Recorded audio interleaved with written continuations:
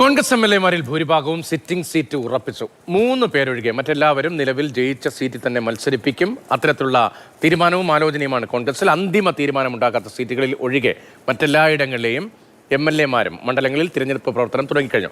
നിലവിലുള്ള സിറ്റിംഗ് സീറ്റുകൾ ഒന്നും നഷ്ടപ്പെടാൻ ഇടയില്ല എന്നതാണ് കോൺഗ്രസിന്റെ ഇപ്പോഴത്തെ വിലയിരുത്തൽ.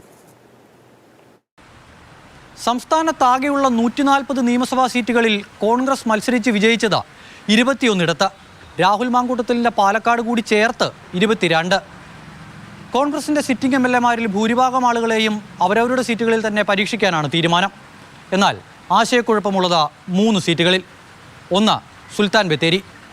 DCC ട്രഷറർ NM വിജയൻ്റെ ആത്മഹത്യയുമായി ബന്ധപ്പെട്ട ആരോപണം നേരിടുന്ന IC ബാലകൃഷ്ണൻ ഒരു അവസരം കൂടി കൊടുക്കരുത് എന്ന നിലപാടാണ് ജില്ലയിലെ ഒരു വിഭാഗം നേതാക്കൾക്ക്. വിജിലൻസ് അന്വേഷണം നേരിടുന്നതും ജില്ലയിലെ വിഭാഗീയതയും IC ബാലകൃഷ്ണൻ്റെ സ്ഥാനാർത്ഥിത്വ സാധ്യതയ്ക്ക് മങ്ങലേൽപ്പിക്കുന്നുണ്ട്. ഇനിയുള്ളത് പാലക്കാട്. കൈപ്പത്തി ചിഹ്നത്തിൽ മത്സരിച്ച് വിജയിച്ച രാഹുൽ മാങ്കൂട്ടത്തിൽ ഇന്ന് പക്ഷേ പാർട്ടിയിലില്ല. വരുന്ന തിരഞ്ഞെടുപ്പിൽ പാർട്ടിക്ക് പുതിയൊരാളെ അവിടേക്ക് നിയോഗിക്കേണ്ടി വരും. അതാരെ എന്ന കാര്യത്തിലെ ചർച്ചകൾ പുരോഗമിക്കുകയാണ്.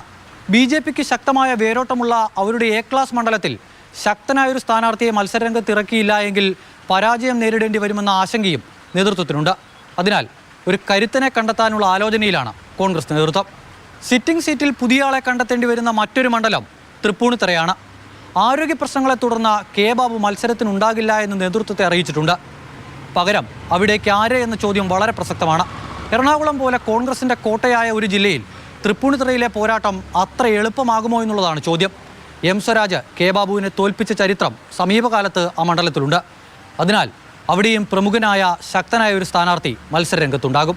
എൽദോസ് കുന്നപ്പള്ളിക്ക് പെരുമ്പാവൂരിൽ ഒരു വട്ടം കൂടി സീറ്റ് ഉണ്ടാകുമോ എന്ന ആലോചനയും അഭ്യൂഹങ്ങളും ചർച്ചകളും എല്ലാം നടന്നിരുന്നുവെങ്കിലും കുന്നപ്പള്ളി തന്നെ മത്സരിക്കട്ടെ എന്നുള്ള നിലപാടിലാണ് സംസ്ഥാന നേതൃത്വം. K ബാബു, IC ബാലകൃഷ്ണൻ, പിന്നെ രാഹുൽ മാങ്കൂട്ടത്തിൽ ഇവരോട് ഒഴികെയുള്ള മറ്റ് MLA-മാരോടെല്ലാം മണ്ഡലത്തിൽ സജീവമാകാനുള്ള നിർദ്ദേശമാണ് സംസ്ഥാന ദേശീയ കോൺഗ്രസ് നേതൃത്വങ്ങൾ നൽകിയിരിക്കുന്നത്. പ്രഖ്യാപനവും അധികം വൈകാതെ ഉണ്ടാകും. അമൽ തേനമ്പറമ്പിൽ, മാതൃഭൂമി ന്യൂസ്, തിരുവനന്തപുരം.